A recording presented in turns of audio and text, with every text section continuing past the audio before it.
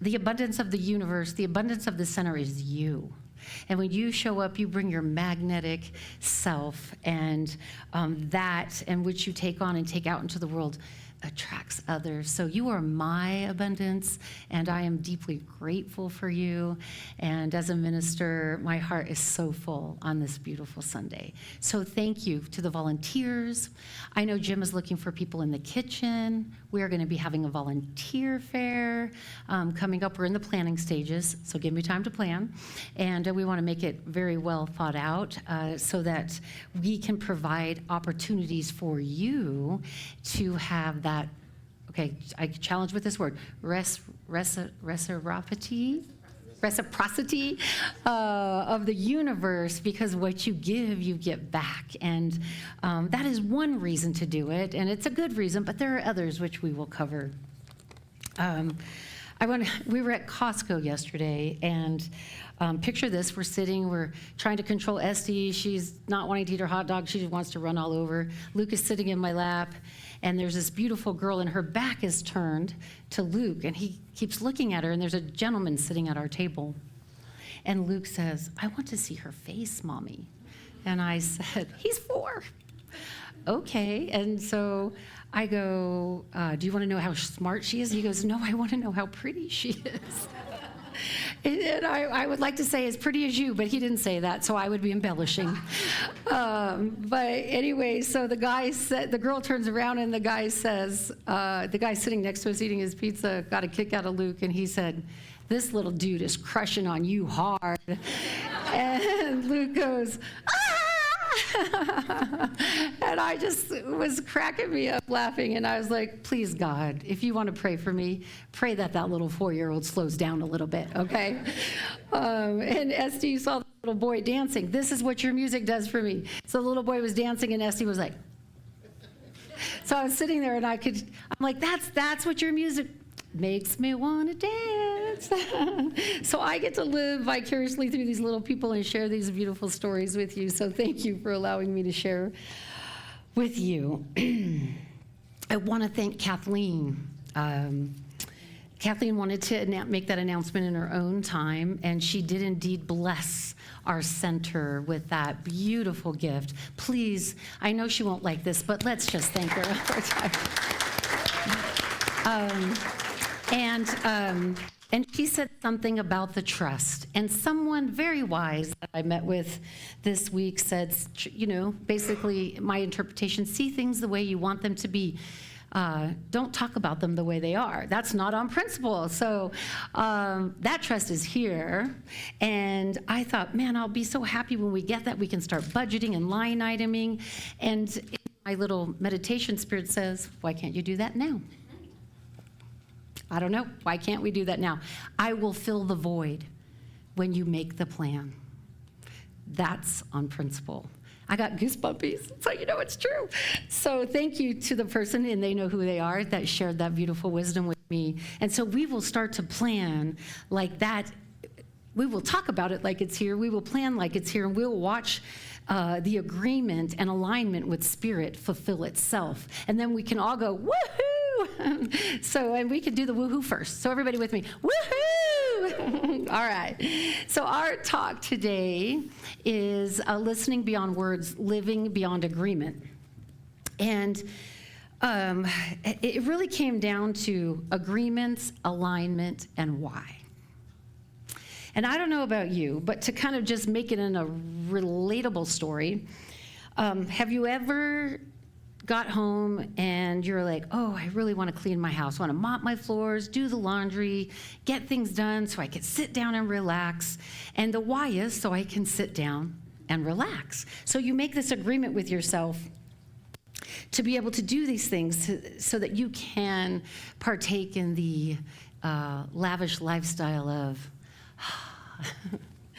and then you break the agreement with yourself. And we don't clean, and we get kind of fussy, and then somebody walks in, and we might bark at them for not cleaning, and when it's really the agreement that ourselves that we broke, And this is what happens when we're out of alignment with our own agreements with ourselves, we're out of agreement with the alignment of our core values. So the why is your value. Why is it important to have the house tidy? I mean, it's nice to have a tidy house. Please don't come to mine. I have children. But I often will say to myself, I got to do the kitchen. I got to do the laundry. Well, the laundry's Bill's job. I got to do, what isn't Bill's job? Let's see. Dishes. I'll look out on the patio, and I love to enjoy my patio, but, the winds come and toss everything about. And then I'll sit down and I will get kind of fussy with myself because I broke that agreement. And then after the fussiness comes guilt. I should have done that. Oh my God, why didn't I do that? And then it's hard for me to enjoy the relaxing that I was doing to avoid the thing that I made the agreement about. And I thought to myself, how does this, this cannot just be with me. This has to be something that we experience within ourselves, within our relationships, within our communities. So I started to explore this topic through a myriad of books and AI. And what I found is that it ties to our values, and that conversation about clarity, consensus, and commitment falls into the agreement and alignment. So in community, when we want to do things and we sign up for them, it ties into agreement, what we say we're going to do, alignment, why we're going to do it, and then we look at clarity. Well, what specifically do I need to do, and how does it need to be done? And then consensus. Sometimes it's consensus with a group. So alignment doesn't necessarily we agree, but what we do agree on is the broader or higher purpose of why we're doing it.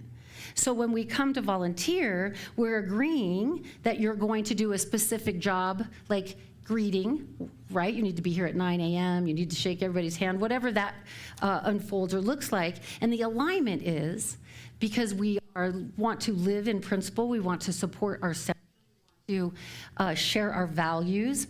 And sometimes we might not want to get up to come be the greeter. And I don't know about you, but I have flaked on a couple volunteer things in my day, and to stay home, and I felt the whole time the church was going on, I felt guilty about it. And so what I didn't realize was I was breaking the values that I have within myself to honor a instant gratification type situation.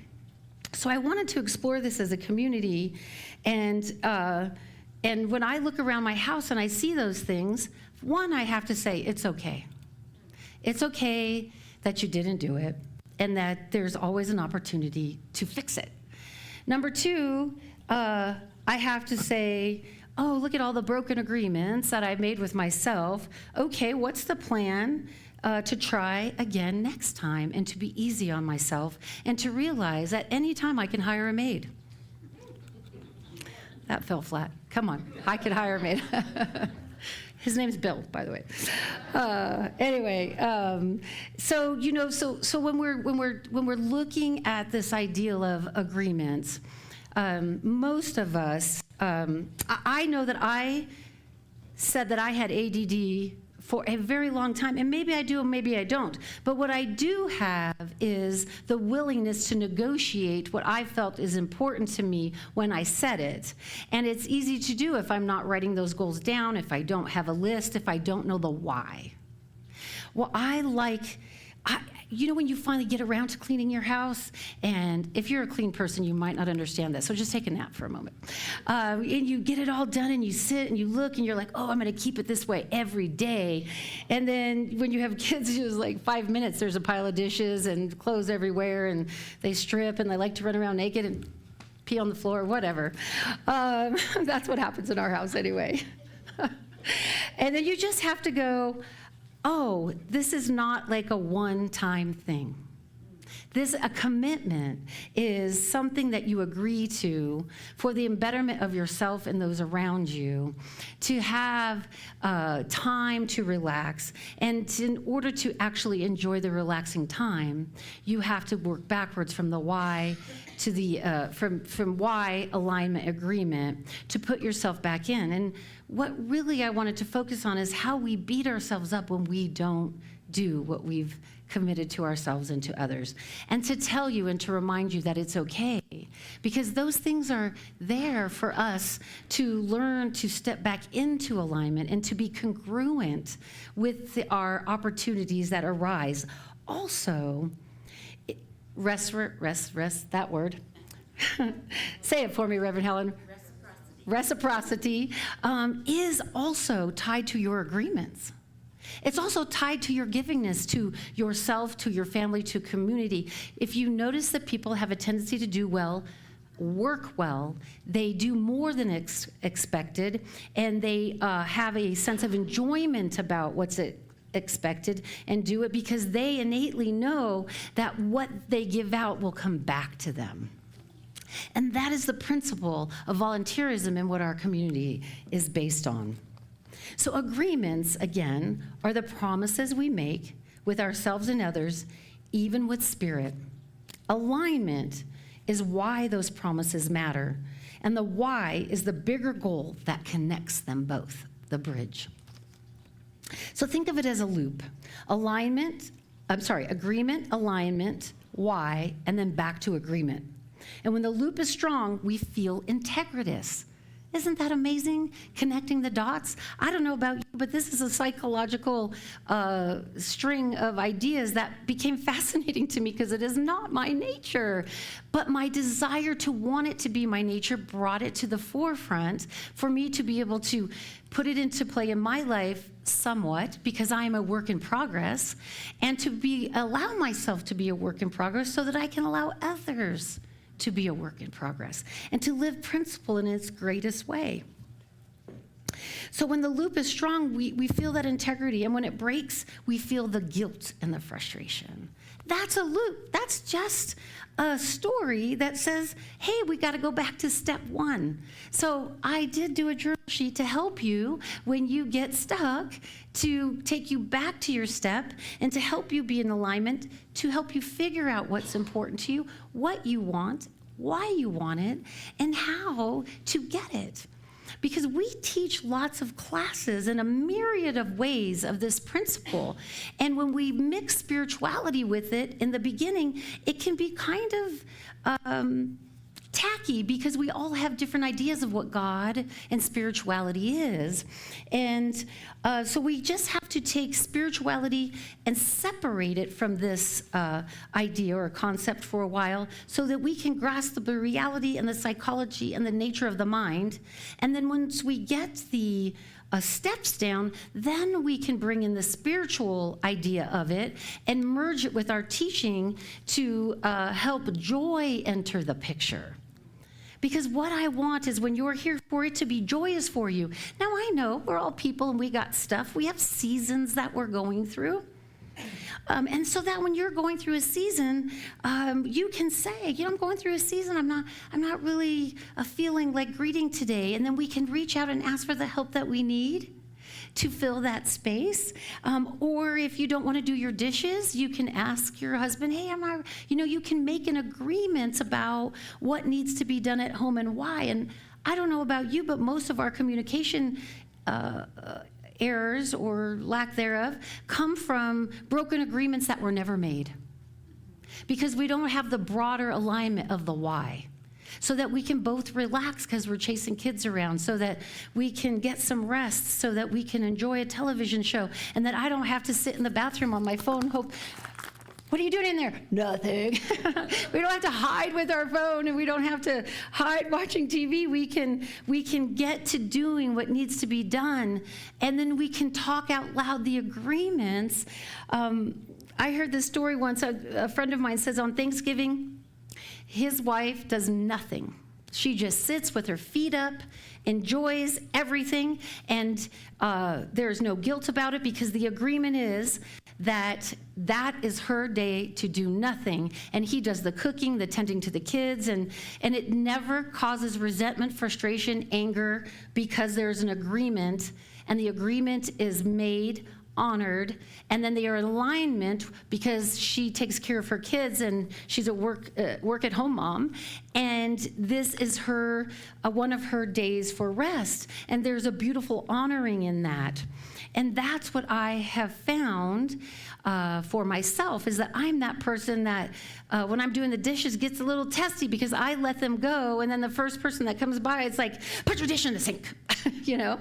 Instead of making the agreements and making a plan and putting the plan into action and letting Spirit build the bridge to bring it to fruition. It's amazing. And I will tell you, as Spirit becomes more clear to me, as clarity dawns in a better and broader way, because I'm clearing out some of the inertia, that looks like a really good idea to me today. But if you ask the Tracey maybe 2 years ago, 4 years ago, I would say that sounded like more work than actually living in the chaos, because I knew how to do the chaos. I didn't know how to do clarity. I didn't know how to do planning and agreements and commitments. And quite honestly, I'm still learning and deploying every day. And the more I do it, the more peace that I notice resides within and that I am, and it can be felt from those outside of me. Because there really is only one. So we're going to be lightly touching on the 3 C's, because this is going to be a 6-week talk. And next week, we're going to talk about the 3 C's: clarity, knowing exactly what is I promised; consensus, finding harmony in the relationships in which that promise was made; commitment is showing up for our community, but in our relationship, right, mother, spouse, aunt, uncle, whatever, right, in our relationships, our community. And we're going to explore those. But for now, just remember, clarity keeps us honest. So if you make an agreement, don't be afraid to clarify it. So when was that? How was that? I don't know about you, but my brain gets a little short circuit, and I'll drive home and I go, oh, I didn't get the specifics on that. And then I don't want to call to get the specifics because I don't want them to think that I wasn't listening and didn't take notes. So then I feel a little guilty. And this whole thing unravels, and I'm like, my God, Tracey, get it together. Make the phone call. I'm always fascinated with minds that know how to do that. And I am becoming one of them. So, it'll make me a better leader, better friend, a better practitioner. And so, just to see that, it's the same thing with losing weight, right? If we make an agreement that we want to lose 20 pounds and that we're going to walk 3 times a week for 15 minutes, which I've made this my whole life, this promise to myself, and it's either too hot, raining, too cold. The temperature's never quite right for me to take a walk. Have you ever experienced that the temperature, now if you're an outdoorsy, and I know some of you are, you live in Prescott, again, just bear with us, those of us that negotiate that idea over and over and over again. But if I keep the agreement, then I don't have to feel guilty. I don't have to project it onto others. And I don't have to ask the question, why didn't you take the walk? And then come up with all of these internal excuses. So Ernest Holmes says this about this idea. This isn't just about habits. Ernest Holmes reminds us the law of mind responds to our thought and acts upon it. So when we live in alignment, our thought our actions cooperate. Imagine that, cooperation. And Spirit meets us in that cooperation for the fulfillment of your desire. It's magic. But you are an active part of that. You're the magician in your own life. You pull the rabbit out of the hat. But in order for that to happen, you have to become skilled. That's the reality part. And if you lack skills, you also have to face yourself with clarity and honesty. And you also, this is why it's good to have an accountability partner, so that you can call them and say, I let myself down today, but you know what? I'm not gonna beat myself up about it. Tomorrow, I'll call you when I get home from my walk. And then they can go, even if it's 100 degrees outside. I was watching Instagram and I saw Matthew McConaughey, his wife. She was walking and she's like, get out. You're in Texas until you break And I thought, well, that would just be up the street and back for me, right? And that's fine, because it's a starting place. So in our community, we have a starting place. Last week was the beginning of it, and this week it's creating a plan of attack and then watching Spirit fill the container of it. And so we've brought beautiful people. I've met with Reverend Darlene Dunning. Some of you know her. Reverend Helen Downey's come on board to support us. And for those ideas and things that I need support and help with, I'm learning to ask for them, because sometimes I don't know. And so I am going to take the book, Maximum Achievement, and I am going to do a book club until that book is done. And anybody that wants to be invited into the planning of building our community to move in a new direction is going to be welcome to that. It's going to be in the new year, to give me time, because I want to put effort and time into it, and to be very clear. But it was given to me. It is really based around our ideology. I invite you to buy it. But it was given to me, and each time I talk about it, it's like, did you read it all yet, Tracey? Well, I know I read chapter 1 because I did a talk. And as a minister, you're reading all these books, and I put them all down, and I am surrounded by these books. But this one was given to me, and I was told, this is a roadmap for what your vision is for your center. And I don't know why I didn't get the message the first 5 times I was told, but on the way up, I just happened to grab it, and I was reading about reciprocity, and I was like, oh my gosh, we need to do a book club. And that's how easy it was. So I'm making that agreement with you today that news will be rolling out, and to be in alignment with spiritual principle, for Spirit to fill our fishbowl with all that we desire. And your desire cannot be ignored. There's no competing desire in Spirit. All desires are fulfilled. And the beautiful thing about this is what makes it your community. Your idea cannot be any less important than mine. Your idea cannot be fulfilled in place or in lieu of mine. They are all here to be shared, and we learn to work with consensus. We learn to be clear and committed, and we have a plan of attack, and we build the bridge. And then your desire must come from you, and Spirit will fulfill them all. And it might not be fulfilled in the way you think it should be filled, which might be the difference. There's infinite potentiality, but the energy and the idea will be fulfilled through you, and it just might not be the way you think it should look, but it will fit the desire of your heart. So as we enter into this new phase, this new energy, this new life, I am so excited to invite you into this space of co-creation for our community, to build a new, before I was a minister, collectively they got together and they built, I can't think of the word, basically a prayer to Spirit to bring the right person to the center.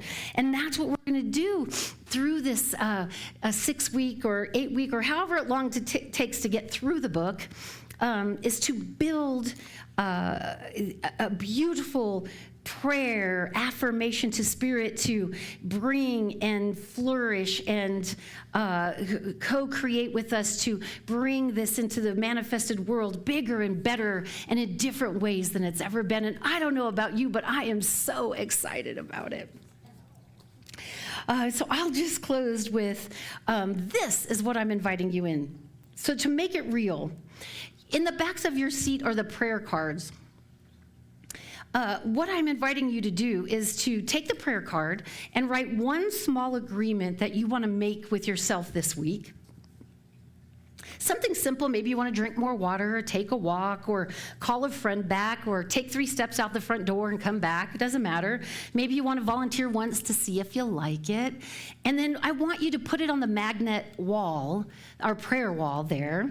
And as people walk in and out, they can pray for your personal intention and for the peace and the harmony, there we go, for the peace and the harmony that you want to feel inside that which you already are, and to be in alignment with your greater agreement. If there isn't one in your seat back, there's one somewhere, and there's definitely out in the box in the foyer. So this week, just notice, did you keep the agreement? Did you avoid it? Either way, awareness is the other piece of the puzzle. Awareness of how we negotiate our agreements.